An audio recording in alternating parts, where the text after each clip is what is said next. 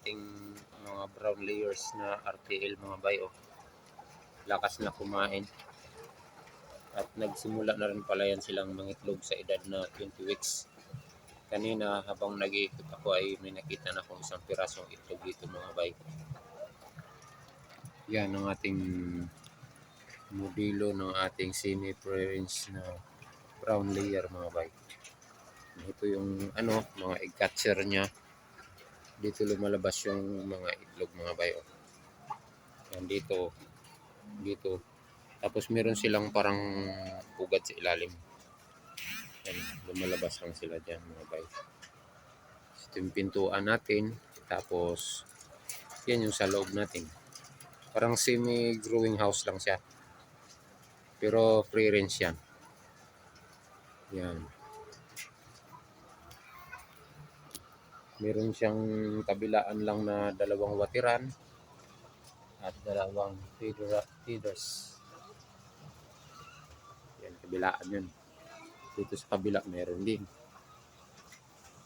Yung feeds natin, yung pintuan.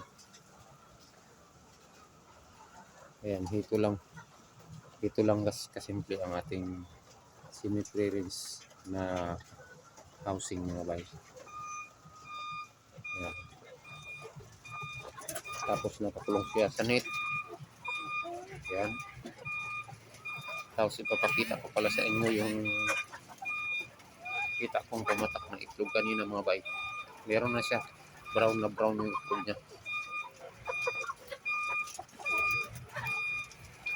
Kain lang kayo. Bilis kumain. Nagpakain ngayon dyan eh.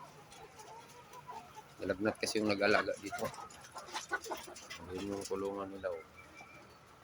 Tapos ito. Yan. May itlog na siya mga bay.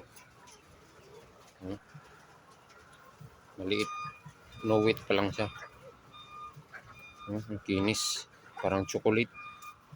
Parang itlog rin ng ibon.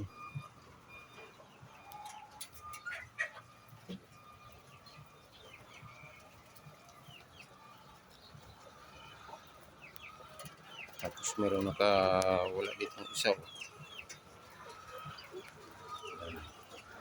Yan po ang ating brown layers na alaga. Simple lang alagaan ito mga bay. Ayan. Nandun sa kabila may patungan sila kumakain. Ayan. Dalawang kasi ni. Dalawang feederan sa kabilaan. Ayun, kumakain ng sila oh. Siyempre pagka busog na ay gagala-gala na lang sila dyan. Kasi maluwag naman yung kanilang playground.